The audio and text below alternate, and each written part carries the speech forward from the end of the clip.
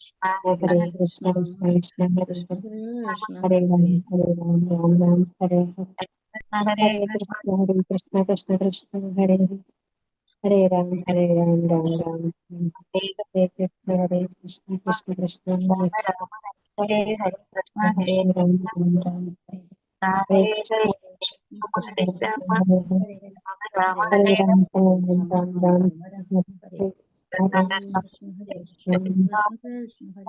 Ram, Hare Ram, Hare Krishna, Krishna Krishna, Hare Hare, Hare Rama, Rama Rama, Hare देवाय ओम नमो भगवते वासुदेवाय ओम अज्ञानतिमिरान्धस्य ज्ञानाञ्जनाशलाकय चक्षुरुन्मीलितं येन तस्मै श्रीगुरवे नमः। नमो विष्णुपादाय कृष्णप्रेष्ठाय भूतले श्रीमते भक्तिवेदान्तस्वामिनिधि नामिने।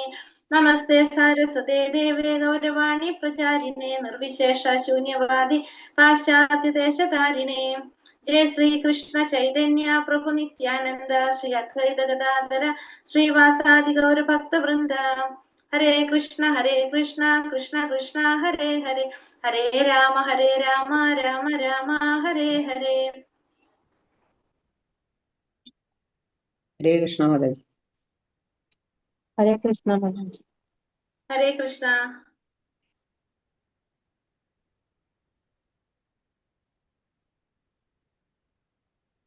हरे कृष्ण माता जी, प्रणाम।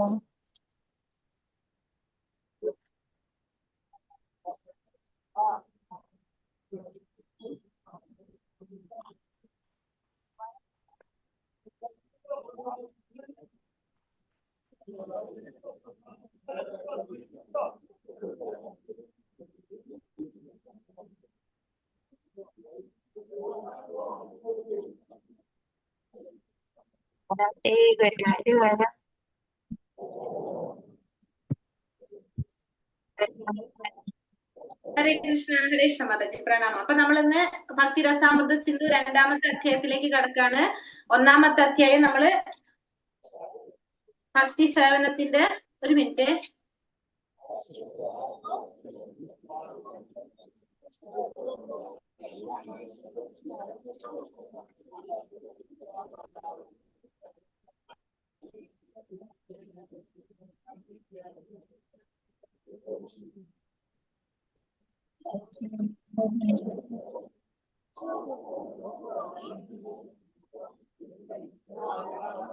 ഹരേ കൃഷ്ണ. അപ്പൊ നമ്മള് ഒന്നാമത്തെ അധ്യായം ഭക്തി സേവനത്തിന്റെ സവിശേഷ ലക്ഷണങ്ങൾ, അതാണ് നമ്മൾ ഒന്നാമത്തെ അധ്യായം നമ്മൾ കണ്ടത്.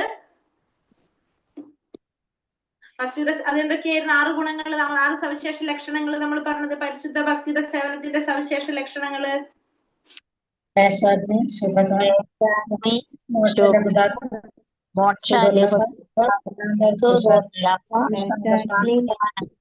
ശ്രീകൃഷ്ണ. ഒരു സെക്കൻഡ്, ഒരു മിനിറ്റ്. ക്ലേശാഗ്നി ശുഭത മോക്ഷരഹിതാത് സുദുർലഭ സാന്താനന്ദ വിശേഷാത്മ ശ്രീകൃഷ്ണ ആകർഷ.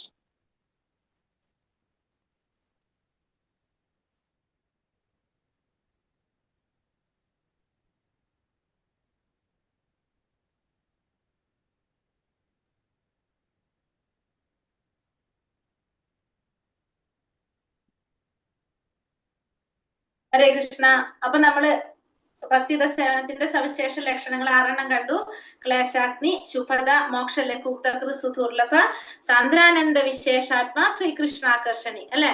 നമ്മള് ആദ്യമായിട്ട് പഠിക്കുന്ന കാര്യങ്ങളാണ് ഇത്. നമ്മൾ ഇതുവരെ പഠിക്കാത്തൊരു കാര്യം നമ്മളിപ്പോ പഠിച്ചത്, അല്ലെ? ക്ലേശാഗ്നി ശുഭത മോക്ഷ ലഘുക്തകൃ സുദുർലഭ, ആദ്യമായിട്ട് കേൾക്കുന്ന വാക്കുകളാണ്. അപ്പൊ ഇതില് നമ്മൾ എന്തൊക്കെ പറഞ്ഞു? ഈ 6 ഗുണങ്ങളാണ് സവിശേഷ ഭക്തിയുടെ സേവനം ചെയ്യുമ്പോൾ ഉണ്ടാകുന്ന ഗുണങ്ങളാണ് നമ്മൾ പറഞ്ഞു. ആ വ്യക്തിക്ക് ദേവന്മാരുടെ ഗുണങ്ങൾ ഉണ്ടാകും, ദേവന്മാർക്ക് ആ വ്യക്തിയുടെ ഒപ്പം താമസിക്കാനായിട്ട് തോന്നുന്നു പറഞ്ഞു നമ്മൾ, അല്ലെ? പിന്നെ നമ്മൾ അഷ്ടസിദ്ധികളെ കുറിച്ച് കണ്ടു. പിന്നെ എന്ത് പറഞ്ഞു? ഭഗവാനെ ആകർഷിക്കുന്നതാണ് എന്ത്? ഭക്തിയുടെ സേവനം എന്ന് പറഞ്ഞത് രാധാറാണിയുടെ നിയന്ത്രണത്തിലാണ് എന്ന് നമ്മള് കണ്ടു. ഒന്നാമത്തെ അധ്യായം മനസ്സിലായ എല്ലാവർക്കും? എന്തെങ്കിലും സംശയങ്ങളുണ്ടോ ഒന്നാമത്തെ അധ്യായത്തില്? മനസ്സിലായി മാഡം? ഇല്ല, മനസ്സിലായി. മനസ്സിലായി നമുക്ക്. ഇനി അധ്യായം 2. രണ്ടാമത്തെ അധ്യായം എന്താ പറയുന്നത്? ഭക്തിയുടെ പ്രാഥമിക തലങ്ങൾ, അല്ലെങ്കിൽ പ്രാഥമിക ഭക്തിയുടെ പ്രവർത്തനങ്ങൾ. അതാണ് ഭക്തിയുടെ പ്രാഥമിക തലങ്ങളാണ് നമ്മള് രണ്ടാമത്തെ അധ്യായത്തില് പറയുന്നത്. അപ്പോ ഇതില് നമ്മള് ഒന്നാമത്തെ അധ്യായത്തില് നമ്മൾ പറഞ്ഞൊരു കാര്യം,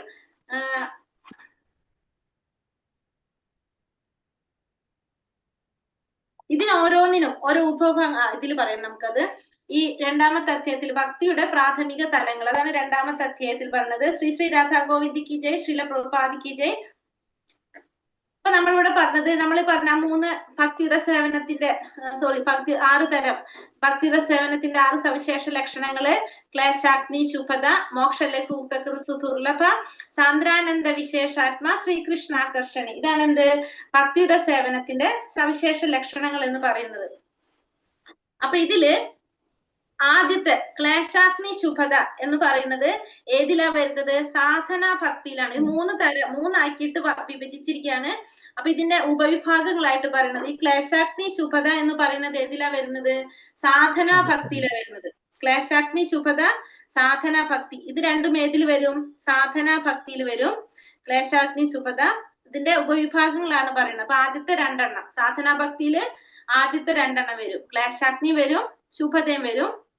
ഭാവഭക്തിയില് ക്ലേശാഗ്നി, ശുഭത, മോക്ഷലഘുക്തക്ക്, സുദുർലഭ, ഇത് 4ഉം വരും എന്തില്? ഭാവഭക്തിയില്. ഭാവഭക്തിയിലേക്ക് ആദ്യത്തെ 2 ഉണ്ടാവും, എക്സ്ട്രാ 2 എണ്ണം കൂടി വരും. മോക്ഷലഘുക്തക്ക്, സുദുർലഭ 2ഉം കൂടി വരും. മൂന്നാമത്തെ പ്രേമഭക്തിയിലാവുമ്പോഴോ ക്ലേശാഗ്നി ശുഭത, മോക്ഷലഘുക്തക്ക്, സുദുർലഭ, സാന്ദ്രാനന്ദ വിശേഷാത്മ, ശ്രീകൃഷ്ണാകർഷണി 6ഉം വരും. ഇവിടെ നമ്മൾ പറഞ്ഞത് ഇതിന്റെ ഉപവിഭാഗങ്ങളായിട്ട് പറയാം. അപ്പൊ സാധനാ ഭക്തി എന്ന് പറയുമ്പോ അതിൽ ഏത് 2 എണ്ണം വരുന്നത്? ആദ്യത്തെ 2 എണ്ണം മാത്രമേ സാധനാ ഭക്തിയിൽ വരുന്നുള്ളൂ. ഭാവഭക്തിയിലാകുമ്പോ ആദ്യത്തെ 4 എണ്ണം വരും. പ്രേമഭക്തിയിലാകുമ്പോ ഈ 6ഉം വരും. നമുക്ക് 6 ഗുണങ്ങളുണ്ടാവും. അപ്പൊ സാധനാ ഭക്തിയില് നമുക്ക് ഏതാ കിട്ടുള്ളൂ? ആദ്യത്തെ 2 എണ്ണം. ക്ലേശാഗ്നി, ക്ലേശങ്ങൾ ഇല്ലാതാകും, മംഗളങ്ങൾ ഉണ്ടാകും. ഭാവഭക്തിയിലാവുമ്പോഴോ ക്ലേശാഗ്നി ഉണ്ടാവും, ശുഭത ഉണ്ടാവും, മോക്ഷലഘുക്തകൃതും, സുദുർലഭം 4ഉം വരും. പ്രേമഭക്തിയിലാവുമ്പോ ഇത് 6ഉം വരും. മനസ്സിലായോ? ഓക്കെ. അപ്പൊ മൂന്നാമത്തെ ഭക്തി രണ്ടാമത്തെ ഒന്നുകൂടെ പരമാതാജി. അതായത് സാധനാ ഭക്തി എന്ന് പറയുമ്പോ ഇതിൽ ആദ്യത്തെ 2 ഗുണങ്ങൾ മാത്രമേ നമുക്ക് ഉണ്ടാകുള്ളൂ. സാധനാ ഭക്തി ഇരിക്കുമ്പോ ആദ്യത്തെ 2 ഗുണങ്ങൾ, ക്ലേശങ്ങളും മാറും, മംഗളങ്ങളും ഉണ്ടാവും. 2 ഗുണങ്ങൾ ഉണ്ടാകുള്ളൂ. ഭാവഭക്തിയിൽ വരുമ്പോ 4 ഗുണങ്ങൾ വരും. ക്ലേശാഗ്നി, ശുഭത, പിന്നെ അടുത്തത് മോക്ഷലഘുക്തകൃതും, സുദുർലഭം. ആദ്യത്തെ 4 എണ്ണം കിട്ടും. പ്രേമഭക്തിയിൽ വരുമ്പോഴാണെങ്കിലോ ഈ 6 ഗുണങ്ങൾ നമുക്ക് അനുഭവിക്കാൻ പറ്റും. അപ്പൊ ഈ 6 ഗുണങ്ങളും നമുക്ക് അനുഭവിക്കണമെങ്കിൽ ഏത് ഭക്തിയിലെത്തണം? നമ്മള് പ്രേമഭാവത്തിൽ എത്തിയാൽ, അല്ലെങ്കിൽ പ്രേമഭക്തിയിൽ എത്തുമ്പോഴാണ് നമുക്ക് ഈ 6 ഗുണങ്ങളും കിട്ടുന്നത്. ഇപ്പൊ മനസ്സിലായോ? മനസ്സിലായി. അപ്പൊ സാധനാ ഭക്തി, ഭാവഭക്തി, പ്രേമഭക്തി, അതാണ് എന്ത് പറയണത്? ഈ ഭക്തി ഭക്തിയുടെ പ്രാഥമിക തലങ്ങൾ എന്ന് പറഞ്ഞപ്പോ 3 തരത്തിൽ നമ്മൾ പഠിച്ചു. ഭക്തിയെ കുറിച്ച് പറയുന്നത് ഒന്ന് സാധനാ ഭക്തി, ഭാവഭക്തി, പ്രേമഭക്തി. സാധനാ ഭക്തി എന്ന് പറഞ്ഞാൽ ബുക്കിൽ എഴുതിയിരിക്കുന്നത് അനുഷ്ഠാനത്തിൽ നിന്നാണ്. ഭാവഭക്തി എന്ന് പറയുന്നത് പരമാനന്ദത്തിൽ, പിന്നെ പ്രേമഭക്തി എന്ന് പറഞ്ഞാൽ ഭഗവാനോടുള്ള പരിശുദ്ധ പ്രേമത്തിൽ. ബുക്കുള്ളവർ ശ്രദ്ധിച്ചോളാം. സാധനാ ഭക്തി എന്ന് പറയുന്നത് അനുഷ്ഠാനത്തിൽ നിന്നാണ് ബുക്കിൽ കൊടുത്തിരിക്കുന്നത് കേട്ടോ. അപ്പൊ ഇങ്ങനെയാണ് 3 തരത്തിൽ പറയുന്നത്. അപ്പൊ ആദ്യത്തെ സാധനാ ഭക്തിയിൽ ആദ്യത്തെ 2 എണ്ണം, ഭാവഭക്തിയിൽ ആദ്യത്തെ 4 എണ്ണം, പ്രേമഭക്തിയിലാവുമ്പോ ഈ ആദ്യത്തെ എല്ലാം വരും, 6 എണ്ണവും വരും. അപ്പൊ പ്രേമഭക്തിയിൽ എത്തുമ്പോഴാണ് നമുക്ക് എന്ത് സാധിക്കുന്നത്? ഇത് 6ഉം കിട്ടുന്നത്. അപ്പോ ഒരാളുടെ പൂർവജന്മത്തില് നമ്മൾ ചെയ്ത പ്രവർത്തികളുടെ തുടർ പ്രക്രിയയാണ് എന്ത്? ഭക്തിയുടെ സേവനം എന്ന് പറയുന്നത്. നമുക്ക് പൂർവ്വജന്മത്തിൽ നമ്മൾ ചെയ്തതിന്റെ ഒരു കണ്ടിന്യൂവേഷൻ ആയിട്ടാണ് നമ്മൾ എന്ത് വരുന്നത്? ഈ ഭക്തിയുടെ സേവനം വരുന്നത്. ഒരാളുടെ പൂർവ്വജന്മത്തിന്റെ ഒരു തുടർ പ്രക്രിയയാണ് ഭക്തിയുടെ സേവനം. അതുമായി മുൻ ബന്ധങ്ങളില്ലാത്ത ഒരാൾക്കും ഭക്തിയുടെ സേവനത്തിൽ ഏർപ്പെടാൻ സാധിക്കില്ല. അപ്പൊ ഭക്തിയുടെ സേവനത്തിൽ ഏർപ്പെടണമെങ്കിൽ നമുക്ക് എന്താണ്? മുൻ ജന്മത്തില്, പൂർവ്വജന്മത്തിൽ നമ്മൾ ചെയ്ത ചെയ്തതിന്റെ ഭാഗമായിട്ടാണ് നമുക്ക് എന്ത് വരുന്നത്? ഭക്തിയുടെ സേവനം വരുന്നത്. അങ്ങനെ ഒരു തുടർച്ചയില്ലെങ്കിൽ പോലും ഒരു ഭക്തന്റെ നിർദ്ദേശം അനുസരിച്ച് ആരെങ്കിലും ഭക്തിയുടെ സേവനം അനുഷ്ഠിക്കുന്നുവെങ്കിൽ അയാൾ തികച്ചും സ്വീകാര്യനാണ്. അയാൾക്ക് ഈ മാർഗത്തിലേറെ പുരോഗമിക്കാനാവുകയും ചെയ്യും. അപ്പൊ അങ്ങനെ ഒരു തുടർച്ച ഇല്ല എന്ന് വിചാരിക്കൂ, പൂർവജന്മത്തിന്റെ. അങ്ങനെയാണെങ്കിൽ തന്നെ ഒരു ഭക്തന്റെ നിർദ്ദേശം അനുസരിച്ച് നമ്മൾ ഭക്തിയുടെ സേവനം അനുഷ്ഠിക്കുകയാണെങ്കിൽ അതും സ്വീകാര്യമാണെന്നാണ് പറഞ്ഞത്. അങ്ങനെയും ഒരാൾക്ക് എന്ത് സാധിക്കും? പുരോഗമിക്കാനായിട്ട് സാധിക്കും. സാധനാഭക്തി. ആദ്യം നമുക്ക് സാധനാഭക്തി എന്താന്ന് പറയുന്നത്, നമ്മുടെ സംവേദന ഇന്ദ്രിയങ്ങളെല്ലാം കൃഷ്ണ സേവനത്തിന് വേണ്ടി ഉപയോഗിക്കുക എന്നതാണ് ഭക്തിയുടെ സേവനത്തിലെ സാധനാഭക്തി എന്ന് പറയുന്നത്. അനുഷ്ഠാനം എന്ന് പറഞ്ഞാൽ സാധനാഭക്തിയാണ് ഉദ്ദേശിക്കുന്നത്. അപ്പൊ നമ്മുടെ ഇന്ദ്രിയങ്ങളെല്ലാം തന്നെ ഭഗവാന്റെ സേവനത്തിന് ഉപയോഗിക്കുക, അതാണ് എന്ത്? സാധനാഭക്തി എന്ന് പറയുന്നത്. നമ്മുടെ എല്ലാ ഇന്ദ്രിയങ്ങളും ഭഗവത് സേവനത്തിനായിട്ട് ഉപയോഗിക്കുന്നതാണ് എന്ത്? സാധനാഭക്തി എന്ന് പറയുന്നത്. ഉദാഹരണത്തിന് ശിശു നടക്കാൻ പഠിക്കുന്നു. ഈ നടത്തം എങ്ങനെയാണ്? കൃത്രിമമായിട്ടുള്ള ഒരു നടത്തമല്ലത്. എങ്ങനെയാണ്? നമുക്ക് നടക്കാനുള്ള കഴിവ് നമുക്ക് ആദ്യം തന്നെ ഉണ്ട്, ശിശുവിലുണ്ട് ആദ്യം തന്നെ. പക്ഷെ നമ്മളൊരു പരിശീലനം കൊടുക്കുമ്പോൾ ശിശു നന്നായിട്ട് നടക്കാൻ പഠിക്കുന്നു. അതേപോലെയാണ് എന്ത്? സാധനാഭക്തി. ഭക്തിയുടെ സേവനം എന്നത് എല്ലാ ജീവാത്മാക്കളുടെയും സ്വാഭാവികമായിട്ടുള്ള ജന്മവാസനയാണ്. ഭഗവാൻ പരമാസ്വാദകനാണ്, എല്ലാ ജീവാത്മാക്കളും സേവകന്മാരാണ്. അപ്പൊ എല്ലാവരിലും എന്തുണ്ട്? ഭഗവാന് സേവനം ചെയ്യാനുള്ള വാസന ജന്മനാ തന്നെ ഉണ്ട്. പക്ഷെ അതെന്താണ്? അതെല്ലാവർക്കും മനസ്സിലാക്കുന്നില്ല എന്ന് മാത്രം. അത് നമ്മുടെ ഉള്ളിൽ കൂടിക്കൊള്ളുന്ന ഭക്തിയുടെ സേവന ശേഷി വികസിപ്പിക്കാൻ നമ്മൾ ആഗ്രഹിക്കുമ്പോൾ അതിന് ചില ക്രമങ്ങളും ചിട്ടകളും ഒക്കെ നമുക്ക് ആവശ്യമായിട്ട് വരും. അങ്ങനെ ആ രീതിയിൽ പ്രവർത്തിക്കുമ്പോൾ നമ്മിൽ ഉറങ്ങിക്കിടക്കുന്ന ആ ശക്തി ഉണരാൻ സഹായകമാകും. അതാണ് എന്ത്? ഈ സാധനാഭക്തി എന്ന് പറയുന്നത്. നമ്മൾ പറഞ്ഞു, ഒരു ഗുരു പറയുന്നത് അനുസരിച്ച് നമ്മൾ നിയാമക തത്വങ്ങളെല്ലാം പാലിച്ചുകൊണ്ട് നമ്മൾ ആ പറയുന്ന രീതിയിൽ നമ്മളിൽ ഉറങ്ങിക്കിടക്കുന്ന അതിനെ നമ്മൾ ചിട്ടയായിട്ട് ഓരോ കാര്യങ്ങൾ ചെയ്ത് വളർത്തിക്കൊണ്ടുവരുന്നു. അതാണ് സാധനാഭക്തി. പൊതുവെ പറഞ്ഞാൽ ഭക്താത്മാക്കൾ ഭ്രാന്തരാണ്. കാരണം കഷ്ടപ്പാടുകൾക്കും ബന്ധനത്തിനും കാരണമായി തീരുന്ന പ്രവർത്തനങ്ങളിൽ നിരന്തരം ഏർപ്പെട്ടിരിക്കുകയാണ് അവർ എന്ന് ശ്രീമദ് ഭാഗവതം പറയുന്നു.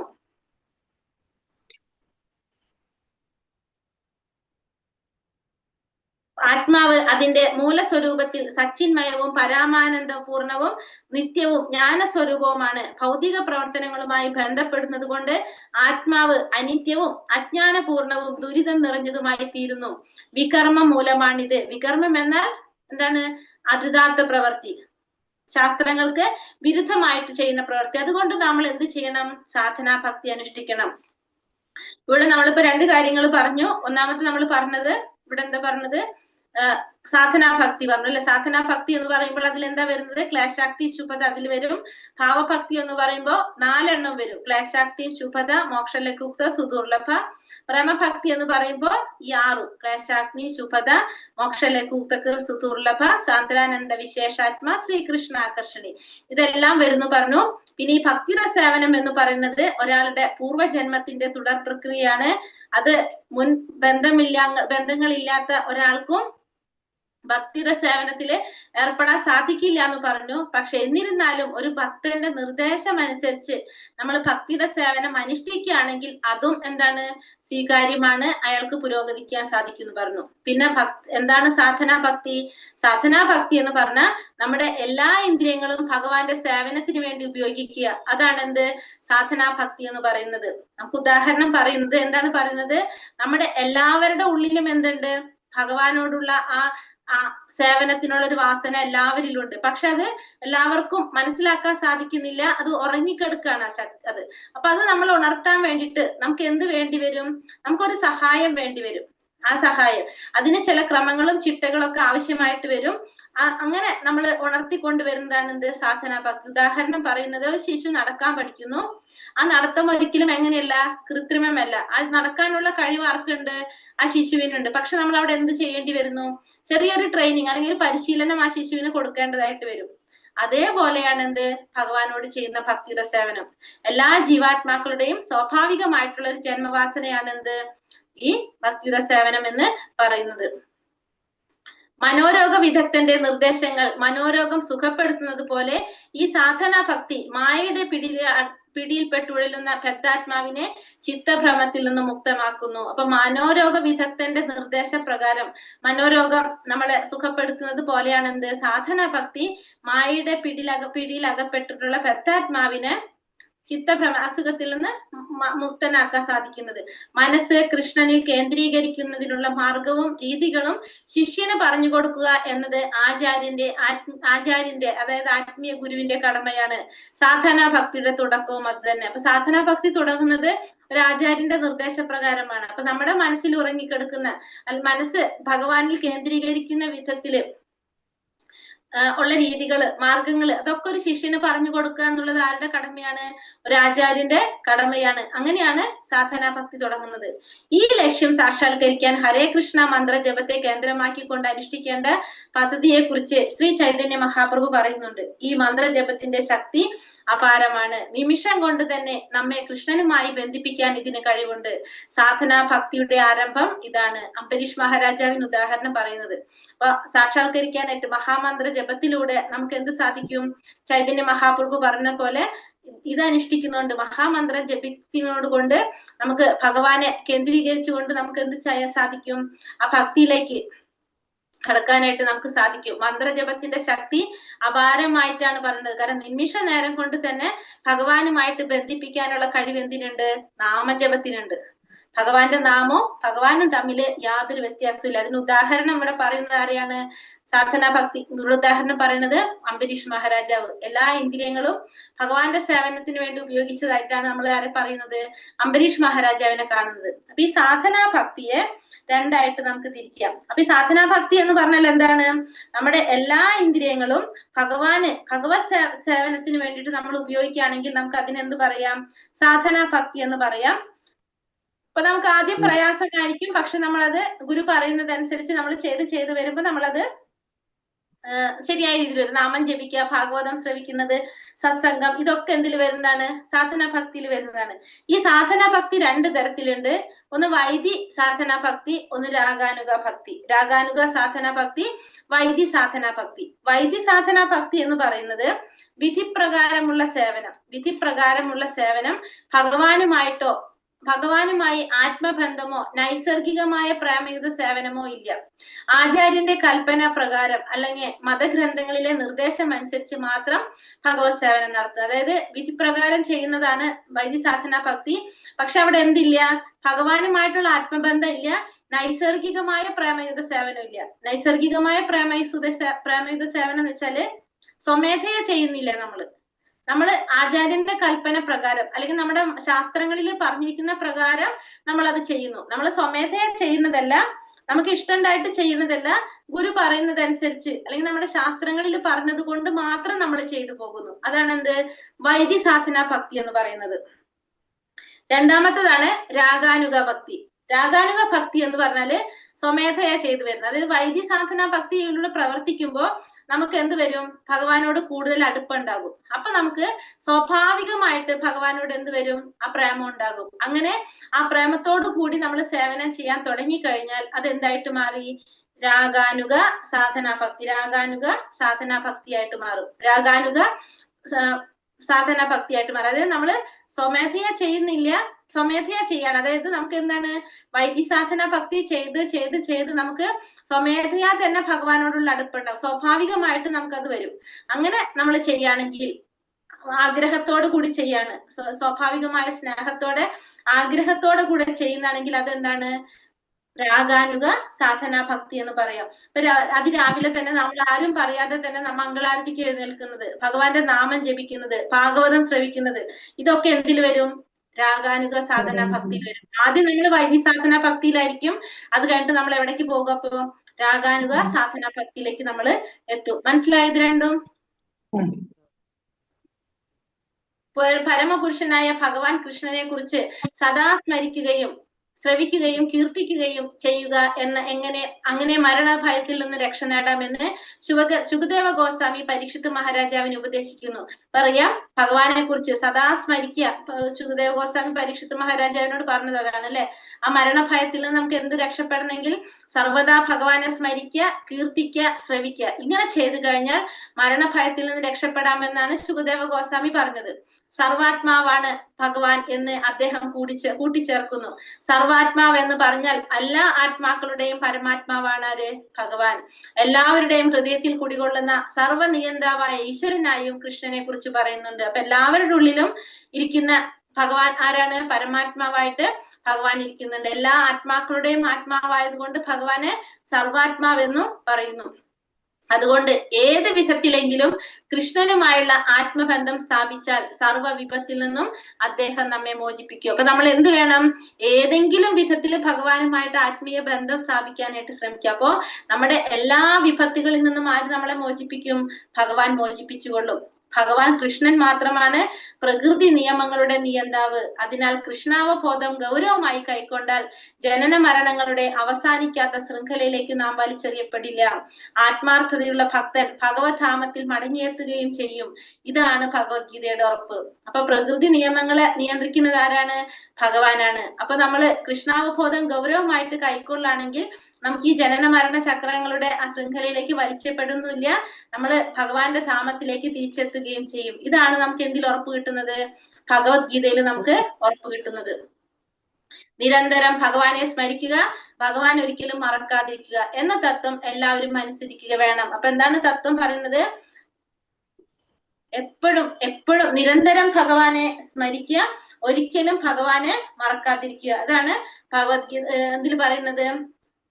ഭക്തിരസാമൃതത്തിൽ പറഞ്ഞ രൂപഗോസ്വാമി പറയുന്നത് നിരന്തരം ഭഗവാനെ സ്മരിക്കുക, എപ്പോഴും ഭഗവാനെ സ്മരിക്കണം, ഒരിക്കലും ഭഗവാനെ മറക്കാതിരിക്കുക. ഇന്ന തത്വം എല്ലാവരും അനുസരിക്കണം. ഈ അനുശാസനം കൈക്കൊണ്ടാൽ മറ്റു ചട്ടങ്ങളും നിബന്ധനകളും താനെ ഉണ്ടായിക്കൊള്ളും. മറ്റുള്ളവരെയെല്ലാം ഈ അടിസ്ഥാന തത്വങ്ങൾ കീഴടക്കുകളാണ്. അപ്പൊ നമ്മൾ എന്താ പാലിക്കേണ്ടത്? എപ്പോഴും ഭഗവാനെ സ്മരിക്കണം, ഒരിക്കലും ഭഗവാനെ മറക്കരുത്. ഇത് നമ്മൾ പാലിച്ചു കഴിഞ്ഞാൽ മറ്റുള്ളതൊക്കെ തന്നെത്താനെ ഉണ്ടായിക്കൊള്ളും. ഓരോരുത്തരും അവരവരുടെ നിലയ്ക്കനുസരിച്ച് ഈ പ്രവർത്തികൾ കൊണ്ട് ഭഗവാനെ തൃപ്തിപ്പെടുത്തണം. ഇല്ലെങ്കിൽ അവർക്ക് സ്വന്തം നിലയിൽ നിന്ന് അധപതിക്കേണ്ടതായിട്ട് വരും. അപ്പൊ ഓരോരുത്തരും എന്ത് ചെയ്യണം? അവരവരുടെ നിലയ്ക്കനുസരിച്ച് ഈ പ്രവർത്തികൾ കൊണ്ട് ഭഗവാനെ തൃപ്തിപ്പെടുത്തണം. ഇല്ലെങ്കിൽ അവർക്ക് സ്വന്തം നിലയിൽ അധപതിക്കേണ്ടതായിട്ട് വരും. അപ്പൊ ഓരോരുത്തർക്കും അവരവരുടെ നിലയ്ക്കനുസരിച്ച് പ്രവർത്തികള് ഭഗവാനെ തൃപ്തിപ്പെടുത്തണം. ഇല്ലെങ്കിൽ അവർക്ക് സ്വന്തം നിലയിൽ ഓരോരുത്തർക്കും അധപതിക്കേണ്ടതായിട്ട് വരും. അപ്പൊ എല്ലാവരും എന്ത് ചെയ്യണം?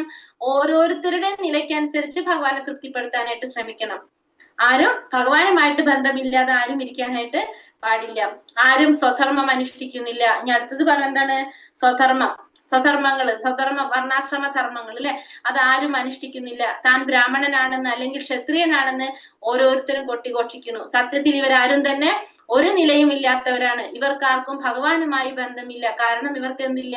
കൃഷ്ണാവബോധമില്ല. കാരണം വർണ്ണാശ്രമ വ്യവസ്ഥകൾ ഉണ്ടാക്കിയത് തന്നെ എന്തിനാണ്? ഭഗവാനുമായിട്ടുള്ള ഒരു ബന്ധം ഉണ്ടാക്കാൻ വേണ്ടിയിട്ടാണ്, ഭഗവാൻ അറിയാനായിട്ടാണ്. പക്ഷെ ആരും എന്ത് ചെയ്യുന്നില്ല? സ്വധർമ്മം പാലിക്കുന്നില്ല. അതുകൊണ്ട് ആർക്കും എന്തില്ല? ഭഗവാനുമായിട്ട് യാതൊരു ബന്ധമില്ല. പക്ഷെ ഇവരെന്താ പറയണത്? ഞാൻ ബ്രാഹ്മണനാണ്, ഞാൻ ക്ഷത്രിയനാണെന്ന് പറഞ്ഞുകൊണ്ടിരിക്കുന്നു. ഇവർക്ക് ആർക്കും കൃഷ്ണാവബോധമില്ല. ശ്രീമദ് ഭാഗവതം 11-ാം സ്കന്ധം 27-ാം അധ്യായം 49-ാം ശ്ലോകത്തിൽ പറയുന്നു, പ്രിയപ്പെട്ട ഉദ്ധവ, എല്ലാ മനുഷ്യരും കർമ്മനിരതരാണ്. വേദോക്തമായതോ ലൗകികമായതോ ആകട്ടെ ഏതെങ്കിലും ഒരു പ്രവൃത്തിയിൽ ഏർപ്പെടാതിരിക്കാൻ വയ്യ. അപ്പൊ എല്ലാവരും എന്ത് ചെയ്തുകൊണ്ടിരിക്കുകയാണ്? കർമ്മം ചെയ്തുകൊണ്ടിരിക്കുകയാണ്. കർമ്മം ചെയ്യാതിരിക്കാൻ ആർക്കും സാധിക്കില്ല. എപ്പോഴും എല്ലാവരും കർമ്മം ചെയ്തുകൊണ്ടേയിരിക്കും. ഏതെങ്കിലും രീതിയിൽ പ്രവൃത്തികൾ ചെയ്യാതിരിക്കാൻ ആർക്കും സാധിക്കില്ല. ഇവയിൽ ഏതിലൂടെയെങ്കിലും അവർ കൃഷ്ണാവബോധത്തോടെ ഭഗവാനെ ആരാധിക്കുന്നെങ്കിൽ, എന്നെ ആരാധിക്കുന്നുവെങ്കിൽ അവർ ഈ ലോകത്തും പരലോകത്തും സുഖം അനുഭവിക്കും. ഇക്കാര്യത്തിൽ സംശയം വേണ്ട. അപ്പൊ ഭഗവാൻ ഉദ്ധവരോട് പറയുന്നതാണ്. അപ്പൊ എല്ലാവരും എല്ലാ സമയത്തും കർമ്മം ചെയ്തുകൊണ്ടിരിക്കുകയാണ്. അപ്പൊ ഇതിൽ ഏതെങ്കിലും വിധത്തിൽ അവര് എന്നെ ആരാധിക്കുകയാണെങ്കിൽ, ഏതിലൂടെ ആയാലും കുഴപ്പമില്ല, വർണ്ണത്തിലൂടെയും ആശ്രമത്തിൽ ഏതിലൂടെയും ഭഗവാനെ ആരാധിക്കുകയാണെങ്കിൽ അവർക്ക് ഈ ലോകത്തായാലും പരലോകത്തായാലും സുഖം അനുഭവിക്കാൻ സാധിക്കുന്നുള്ളതിന് യാതൊരു സംശയവും വേണ്ട എന്നാണ് ഭഗവാൻ ആരോട് പറയുന്നത്? ഉദ്ധവരോട് പറയുന്നത്. ഇപ്രകാരം ബ്രാഹ്മണൻ, ക്ഷത്രിയൻ, വൈശ്യർ, ശൂദ്രഭേദമോ, ബ്രഹ്മചാരി, ഗൃഹസ്ഥൻ, വാനപ്രസ്ഥൻ, സന്യാസി എന്നീ വ്യത്യാസമോ വകവയ്ക്കാതെ കൃഷ്ണാവബോധ പ്രസ്ഥാനം എത്രയോ സുന്ദരമാണ്. അപ്പൊ കൃഷ്ണാവബോധത്തിൽ എന്തില്ല? വർണ്ണങ്ങളെ കുറിച്ചോ ആശ്രമങ്ങളെ കുറിച്ചോ യാതൊരു വ്യത്യാസവും ഏതിൽ കാണിക്കുന്നില്ല? കൃഷ്ണാവബോധത്തിൽ കാണിക്കുന്നില്ല. എല്ലാവരും എങ്ങനെയാണ്? എല്ലാവരും ഒരേപോലെ ഭഗവാന്റെ ഭക്തന്മാരാണ്. എല്ലാവരും അവരവരുടെ തൊഴിലിൽ ഏർപ്പെട്ട് ജീവിക്കട്ടെ. ഒപ്പം കൃഷ്ണാവബോധത്തോടെ പ്രവൃത്തിയുടെ ഫലങ്ങൾ ഭഗവാൻ അർപ്പിച്ചുകൊണ്ട് കൃഷ്ണനെ ആരാധിക്കുകയും ചെയ്യുക. അപ്പൊ എല്ലാവരും എന്ത് ചെയ്യാ? ഓരോരുത്തരും അവരവരുടെ തൊഴിൽ ചെയ്തുകൊണ്ട് ഒപ്പം തന്നെ ഭഗവാനെ ആരാധിച്ചുകൊണ്ട് ആ പ്രവൃത്തികളുടെ ഫലം ഭഗവാന് സമർപ്പിച്ചുകൊണ്ട് ചെയ്യാം. എല്ലാ സ്ഥിതിഗതികളെയും അത് ക്രമവൽക്കരിച്ചുകൊള്ളും. ഈ ലോകത്തുള്ള എല്ലാ ആളുകൾക്കും ശാന്തിയും സമാധാനവും സന്തോഷവും കൈവരും. അപ്പൊ എല്ലാവർക്കും എന്ത് സാധിക്കും? ശാന്തിയും സന്തോഷം കൈവരിക്കാനായിട്ട് സാധിക്കും. അപ്പൊ എല്ലാ സ്ഥിതിഗതികളെയും അത് ക്രമവൽക്കരിച്ചുകൊള്ളും. എല്ലാവർക്കും ശാന്തി സന്തോഷം കൈവരിക്കാൻ സാധിക്കും. എങ്ങനെയാണ്? വർണ്ണത്തിലുള്ളവരും ആശ്രമത്തിലുള്ളവരും എന്ത് ചെയ്യണം? എന്ത് ചെയ്താലും ചെയ്യുന്ന കാര്യങ്ങൾ മുഴുവൻ ഭഗവാൻ സമർപ്പിച്ചുകൊണ്ട് ചെയ്യുക. ആ ചെയ്യുന്നതിന്റെ ഫലം ഭഗവാന് സമർപ്പിക്കുക. അവരുടേതായിട്ടുള്ള തൊഴിലേർപ്പെടാം. ഓരോരുത്തർക്കും പറഞ്ഞിരിക്കുന്ന നിയത കർമ്മങ്ങൾ അനുഷ്ഠിക്കുക. ഒപ്പം തന്നെ ആ കർമ്മത്തിന്റെ ഫലം ഭഗവാന് സമർപ്പിക്കുക. അങ്ങനെയാണെങ്കിൽ അവർക്ക് എന്ത് സാധിക്കും? ശാന്തിയും സന്തോഷവും കൈവരിക്കാനായിട്ട് സാധിക്കും. ഹരേ കൃഷ്ണ കൃഷ്ണ കൃഷ്ണ ഹരേ ഹരേ, ഹരേ രാമ രാമ രാമ ഹരേ ഹരേ. വഞ്ചാകൽപതരൂപശ്ച കൃപാ സിന്ധോഭ്യവച പതിതാനാം പാവനേഭ്യോ വൈഷ്ണവേഭ്യോ നമോ നമഃ. അനന്ത കോടി വൈഷ്ണവ ഭക്തവൃന്ദി കി ജയ്. ശ്രീല പ്രഭുപാദ് കി ജയ്. ഗുരുദേവ് കി ജയ്. നിത്തായ ഗൗര പ്രമാനന്ദേ. ഹരി ഹരി ബോൽ. ഹരേ കൃഷ്ണ ഹരേ കൃഷ്ണ. അപ്പൊ രണ്ടാമത്തെ അധ്യായത്തില് ചെറിയൊരു അധ്യായമാണിത്. രണ്ടാമത്തെ അധ്യായത്തിൽ നമ്മൾ എന്താ പറഞ്ഞത്? ഭക്തിയുടെ പ്രാഥമിക തലങ്ങൾ എന്ന് വെച്ചാല് 3 തരത്തിൽ നമ്മൾ പറഞ്ഞു. ഭക്തി ഏതൊക്കെയാണ്? സാധനാ ഭക്തി, ഭാവഭക്തി, പ്രേമഭക്തി. സാധനാ ഭക്തിയിൽ എന്ന് പറയുമ്പോൾ ഏതൊക്കെ വരും? സവിശേഷ ഗുണങ്ങൾ. ഭാവഭക്തിയിൽ വരുമ്പോൾ ആദ്യത്തെ 4 എണ്ണം വരും അല്ലെ? ക്ലേശാഗ്നി, ശുദ്ധത,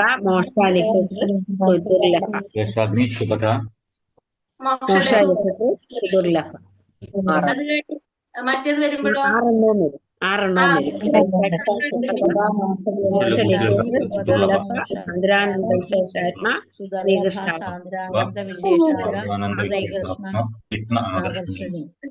സാധനാഭക്തി എന്ന് പറഞ്ഞാൽ എന്താ അർത്ഥാക്കുന്നത്? സാധനാഭക്തി ഇന്ദ്രിയങ്ങളെല്ലാം ഭഗവത് സേവനത്തിനായി ഉപയോഗിക്കുന്നതാണ് സാധനാഭക്തി.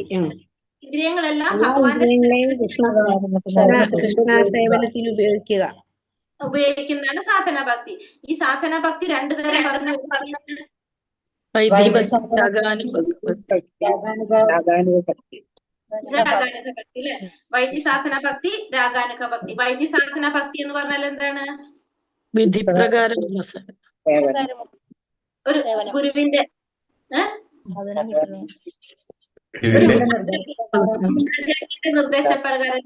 നിർദ്ദേശപ്രകാരം നമ്മൾ നിയാമക തത്വങ്ങളെല്ലാം പാലിച്ചുകൊണ്ട് ഗുരു പറയുന്ന രീതിയിൽ വരുന്നതാണ് ഈ സാധനാ ഭക്തിയുടെ പ്രത്യേകത. നമ്മൾ എന്താ പറയുന്നത്? നമ്മുടെ ഉള്ളിൽ, എല്ലാവരുടെ ഉള്ളിൽ എന്തുണ്ട്? ഭഗവാനോടുള്ള ഒരു സേവനമുണ്ട്. പക്ഷെ അതെല്ലാവരുടെ ഉള്ളിൽ എന്താണ്? ഉറങ്ങിക്കെടുക്കാണത്. അപ്പൊ അതിനെ നമ്മൾ എന്ത് ചെയ്യാണ്? പതുക്കെ അത് ഉണർത്തുന്നേ ഉള്ളൂ. അതിനുള്ള ഉദാഹരണം നമ്മൾ കണ്ടു. ഒരു കുട്ടി നടക്കാൻ പഠിക്കുന്നു അല്ലെ? കാരണം ആ കുട്ടിക്ക് നടക്കാനുള്ള വാസന ആ കുട്ടിക്ക് ഉണ്ട്. ആ കുട്ടിക്ക് നടക്കാൻ സാധിക്കില്ലെങ്കിൽ നമ്മൾ എത്ര ശ്രമിച്ചാലും ആ കുട്ടിക്ക് നടക്കാൻ പറ്റില്ല. പക്ഷെ ആ കുട്ടിക്ക് ഓൾറെഡി എന്തുണ്ട്? നടക്കാനുള്ളൊരു വാസനയുണ്ട്. നമ്മൾ എന്ത് ചെയ്യുന്നു? ജസ്റ്റ് ഒന്ന് കൈ പിടിച്ചു കൊടുക്കുന്നു. 2 പ്രാവശ്യം പിടിച്ചു കൊടുക്കുമ്പോൾ ആ കുട്ടി തന്നെത്താനെ നടക്കും അല്ലെ? അപ്പൊ അതാണ് എന്ത്? നമ്മൾ ഈ പറഞ്ഞ വൈദ്യസാധന ഭക്തിയിൽ വരുന്നത്. അപ്പൊ എല്ലാവരുടെ ഉള്ളിൽ എന്തുണ്ട്? ഭഗവാനോടുള്ള ഒരു സേവന മനോഭാവം എല്ലാവരിലും ഉണ്ട്. രണ്ടാമത്തേതാണ് രാഗാനുഗ സാധന ഭക്തി. അതെന്താണ്? നൈസർഗികമായിട്ട്,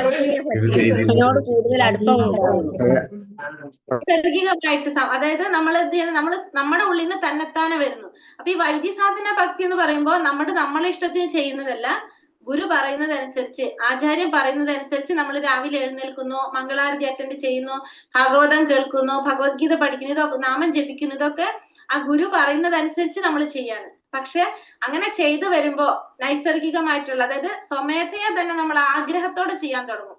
അപ്പൊ ഇവിടെ ആഗ്രഹമില്ല, വൈദ്യസാധന ഭക്തിയിൽ ആഗ്രഹമില്ല. പക്ഷെ ഇവിടെ വരുമ്പോ എന്തായി, രാഗാനുഗയിൽ വരുമ്പോ നമ്മൾ ആഗ്രഹത്തോടെ ചെയ്യാണ്. കാരണം ഇത് ചെയ്ത് ചെയ്ത് ചെയ്ത് വരുമ്പോ നമ്മൾ ആഗ്രഹത്തോടെ, ആരും അറിയാതെ തന്നെ രാവിലെ നമ്മൾ മംഗളാരതി അറ്റൻഡ് ചെയ്യാൻ തുടങ്ങും, ഭാഗവതം കേൾക്കാൻ തുടങ്ങും, ഭഗവത്ഗീത പഠിക്കാൻ തുടങ്ങും, നാമം ജപിക്കാൻ തുടങ്ങും. ആരും പറയാതെ സ്വമേധയാ തന്നെ നമ്മൾ ചെയ്തു തുടങ്ങും. അപ്പൊ അതെന്തായിട്ട് മാറി? രാഗാനുഗ സാധന ഭക്തി. മാറി. സ്വമേധയാ ചെയ്യുന്നതാണത്. പിന്നെന്താ നമ്മൾ പറഞ്ഞത്? പിന്നെ ഒരു കാര്യം കൂടി ഉണ്ട്. എല്ലാ ആത്മാക്കളുടെയും പരമാത്മാവ് ഭഗവാൻ, സർവാത്മാവ്. സർവാത്മാവാണ് ഭഗവാൻ. എല്ലാ ആത്മാക്കളുടെയും ആത്മാവ് ഭഗവാനാണെന്ന് പറഞ്ഞു. പരമാത്മാവ് സർവാത്മാവ് എന്ന് പറഞ്ഞു. ഭഗവാൻ കൃഷ്ണൻ മാത്രമാണ് പ്രകൃതി നിയമങ്ങളുടെ നിയന്താവ്. നിയന്താവ്. നിരന്തരം ഭഗവാനെ സ്മരിക്കുക, ഒരിക്കലും ഭഗവാനെ മറക്കാതിരിക്കുക. ഓരോരുത്തരുടെ നിലയ്ക്കനുസരിച്ച് ഭഗവാനെ തൃപ്തിപ്പെടുത്തണം.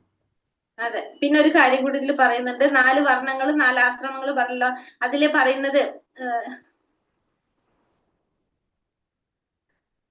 ബ്രാഹ്മണർ, വൈശ്യർ, ക്ഷത്രിയർ, ശൂദ്ര, ഈ 4 വർണ്ണങ്ങള് വിരാട് രൂപത്തിന്റെ വിഭിന്ന ഭാഗത്തു നിന്നാണ് രൂപം കൊണ്ടിരിക്കുന്നത്. വിരാട് രൂപം എന്ന് വെച്ചാൽ വിശ്വരൂപത്തിന്റെ. ബ്രാഹ്മണർ എന്ന് പറഞ്ഞാൽ ഭഗവാന്റെ മുഖത്തു നിന്നും, ക്ഷത്രിയർ എന്ന് പറഞ്ഞാൽ ബാഹുക്കളിൽ നിന്നും, വൈശ്യർ അരക്കെട്ടിൽ നിന്നും, ശൂദ്രർ പാദത്തിൽ നിന്നുമാണ്, ഭഗവാന്റെ പാദത്തിൽ നിന്നുമാണ് രൂപം കൊണ്ടത്. ബ്രാഹ്മണർ മുഖത്ത് നിന്ന്, ക്ഷത്രിയർ ബാഹുക്കളിൽ നിന്ന്, വൈശ്യർ അരക്കെട്ടിൽ നിന്ന്, ശൂദ്രർ പാദത്തിൽ നിന്ന്. അതുപോലെ തന്നെയാണ് സന്യാസിമാര്. ആശ്രമ വ്യവസ്ഥയിൽ സന്യാസി വിരാട് രൂപത്തിന്റെ ശിരസിൽ നിന്നാണ് ആര് വന്നത്? സന്യാസി വന്നിരിക്കുന്നത് വിരാട് രൂപത്തിന്റെ ശിരസിൽ നിന്ന്. വാനപ്രസ്ഥക്കാര് ബാഹുക്കളിൽ നിന്നും, ഗൃഹസ്ഥർ അരക്കെട്ടിൽ നിന്നും, ബ്രഹ്മചാരി പാദത്തിൽ നിന്നുമാണ് ജനിക്കുന്നത്. ബ്രഹ്മചാരി പാദത്തിൽ നിന്ന്, അതുപോലെ തന്നെ ഗൃഹസ്ഥർ അരക്കെട്ടിൽ നിന്ന്, വാനപ്രസ്ഥക്കാർ ബാഹുക്കളിൽ നിന്ന്, പിന്നെ സന്യാസി ശിരസിൽ നിന്നാണ് ജനിക്കുന്നത്. അപ്പൊ സമൂഹത്തിന്റെ ഈ 4 വിഭാഗങ്ങൾ ആത്മീയ പുരോഗതിയുടെ വിവിധ തലങ്ങളെ മനസ്സിലാക്കേണ്ടതും ഗുണങ്ങളുടെ അടിസ്ഥാനത്തിലാണ് ഇത് മനസ്സിലാക്കേണ്ടതെന്ന് പറയാം. അതേപോലെ തന്നെ പിന്നെ ഇവിടെ പറയുന്നുണ്ട്, വിരാട് രൂപത്തിന്റെ ശിരസിൽ നിന്ന് ജനിച്ച ബ്രാഹ്മണൻ എന്താ ചെയ്യേണ്ടത്? വൈദികമായ ശബ്ദം അഥവാ ശബ്ദ ബ്രഹ്മം ഉപദേശിക്കണം. അപ്പൊ എല്ലാവർക്കും ആ അറിവ് പകർന്നു കൊടുക്കേണ്ടതാണ് ആര്? ബ്രാഹ്മണർ എന്ന് പറയുന്നത്. ഭഗവാന് വേണ്ടി ഭക്ഷണം കഴിക്കേണ്ടത് ബ്രാഹ്മണനാണ്. ബ്രാഹ്മണനിലൂടെയാണ് ആര്? ഭഗവാൻ ഭക്ഷിക്കുന്നത് എന്ന് വേദങ്ങൾ പറയുന്നു. ഭഗവാന് വേണ്ടി ഭക്ഷിച്ചാൽ മാത്രം പോരാ, ഭഗവാന് വേണ്ടിയിട്ട് എന്ത് വേണം? ജനസമൂഹത്തിന് ജ്ഞാനം പകർന്നു കൊടുക്കുകയും വേണം. അപ്പൊ അതാണ് ആര് ചെയ്യേണ്ടത്? ബ്രാഹ്മണൻ ചെയ്യുന്നത്. അതായത് ബ്രാഹ്മണനെ ഊട്ടുന്നവൻ ശരിക്കും എന്താണ്? ഭഗവാനെയാണ് ഊട്ടുന്നത്. കലികാലത്തിലല്ല പറയണത്, നമ്മളെ ഇതിൽ പറഞ്ഞിരിക്കുന്നത് അങ്ങനെയാണ്. അപ്പൊ ഭഗവാനെ ഊട്ടുന്നതിന് തുല്യമാണ് ആര്? ബ്രാഹ്മണനെ ഊട്ടുന്നത്. അതുപോലെ തന്നെ ക്ഷത്രിയന്റെ കടമയാണ് എന്ത്? ജനങ്ങളെ രക്ഷിക്കേണ്ടത് ക്ഷത്രിയന്റെ കടമയാണ്. പിന്നെ അതുപോലെ തന്നെ കാർഷിക വസ്തു, നമ്മൾ ഭഗവത്ഗീതയിൽ പഠിച്ച കാര്യങ്ങൾ തന്നെയാണ്. കൃഷി, വാണിജ്യം, വിപണനം, വിതരണമൊക്കെയാണ് ആര് ചെയ്യേണ്ടത്? വൈശ്യരുടെ ധർമ്മം. വൈശ്യര് ചെയ്യേണ്ടത് ഇതാണ്. ശൂദ്ര വിഭാഗത്തിലുള്ളവര് തൊഴിലാളികളാണ്. അതുകൊണ്ട് അധ്വാനം കൊണ്ട് മറ്റുള്ളവരെ സഹായിക്കുക എന്നുള്ളതാണ് ആരുടെ ധർമ്മം? ശൂദ്രരുടെ ധർമ്മമായിട്ട് പറയുന്നത്. പക്ഷെ കൃഷ്ണാവബോധ പ്രസ്ഥാനത്തിൽ എന്താണ്? ഇതിനൊന്നും യാതൊരു അടിസ്ഥാനവും ഇല്ല. കൃഷ്ണാവബോധ പ്രസ്ഥാനം എന്ന് പറയുന്നത് ഈ 4 വർണ്ണത്തിലുള്ളവരായാലും 4 ആശ്രമത്തിലുള്ളവരായാലും ഒന്നിനെയും വകവയ്ക്കാത്തതാണ്. എന്ത്? ഒരു വ്യത്യാസവും കാണിക്കാത്തതാണ് കൃഷ്ണാവബോധ പ്രസ്ഥാനം എന്ന് പറയുന്നത്. അത് അത്രയും സുന്ദരമായിട്ട് തന്നെയാണ് അത് പറയുന്നത്. അപ്പൊ എല്ലാവർക്കും എന്ത് സാധിക്കും? കൃഷ്ണാവബോധ പ്രസ്ഥാനത്തില് ഉയർന്ന് ഭഗവാനെ സേവിക്കാനുള്ള അവസരം എല്ലാവർക്കും കിട്ടും. എന്തുമാത്രമേ നമുക്ക് ചെയ്യേണ്ടത് ആവശ്യമുള്ളൂ? അത് ലക്ഷ്യമാക്കിയിട്ട് നമ്മൾ ചെയ്യുന്ന നമ്മുടെ ഓരോ ആശ്രമത്തിൽ പറയുന്ന പ്രകാരം അല്ലെങ്കിൽ വർണ്ണത്തിൽ പറയുന്ന പ്രകാരം നമ്മളെ നിയത കർമ്മങ്ങൾ നമ്മൾ അനുഷ്ഠിക്കുക. ചെയ്യുന്ന കർമ്മത്തിന്റെ ഫലം ഭഗവാന് സമർപ്പിച്ചുകൊണ്ട് സേവനം ചെയ്യുക. അത് മാത്രമാണ് നമ്മൾ ചെയ്യേണ്ടത്.